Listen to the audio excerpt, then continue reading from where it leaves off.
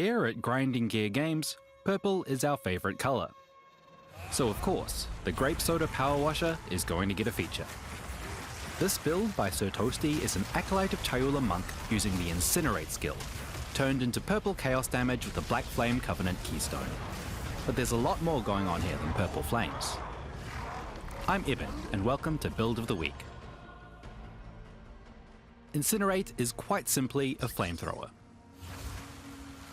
To use it, you first have to build up fuel, which is gathered by spending mana. SirToasti spends mana on Living Bomb, a skill that makes an enemy explode if it takes enough damage or dies. Importantly, Living Bomb also has the advantage of dropping a Fire Remnant. This can be picked up to empower Incinerate with Burning Ground. To spend even more mana and create even more remnants, SirToasti is actually using 2 copies of Living Bomb, one of them automated with Cast on Elemental Ailment. Setting things on fire is an ailment, so by using Incinerate, we're constantly casting Living Bomb and constantly creating remnants. And, as mentioned earlier, the Black Flame Covenant keystone takes our fire skills and turns them into purple chaos damage, which is important for our scaling. The little purple explosions you're seeing are coming from the Fiery Death support gem. While it might not be necessary for the build, it sure feels good to play. So, we've got our Grape Soda Power Washer. What next? SirToasti created this build to experiment with the volatility mechanic.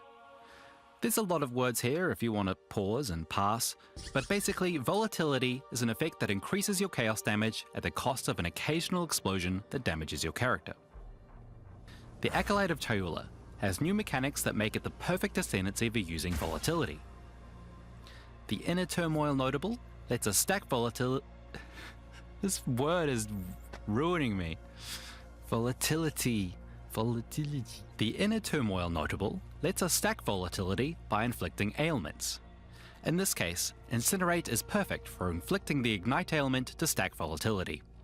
The Inner Turmoil Notable also completely mitigates the damage of the volatility explosion, letting us create massive stacks of it.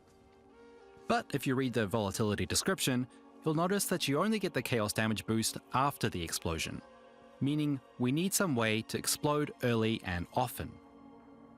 This is where Catharsis comes in. This support gem causes the active skill to detonate a random amount of volatility. In this case, SirToasti is using Catharsis with Ember Fusillade to trigger this when necessary.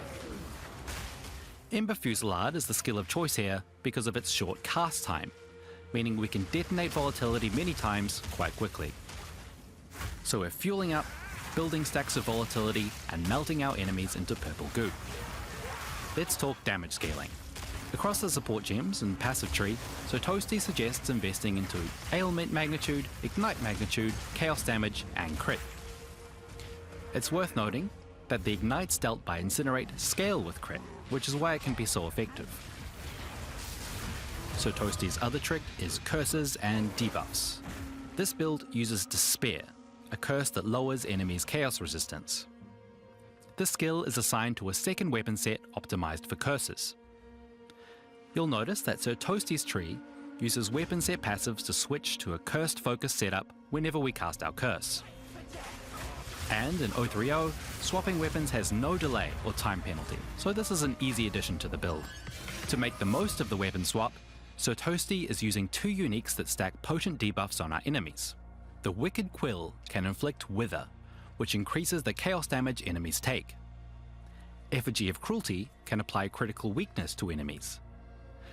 These effects require us to hit enemies with spells, so SirToasti is using Ball Lightning, a skill that deals lots of hits across a large area.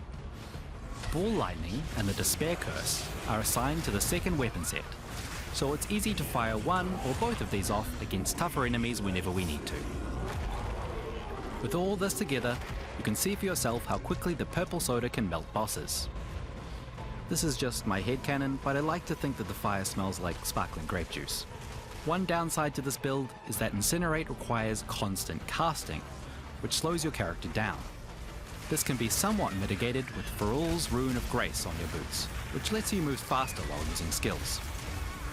And because we're an Acolyte of Chayula, we can use the Chayula's Gift Notable, which makes chaos damage almost a non-issue.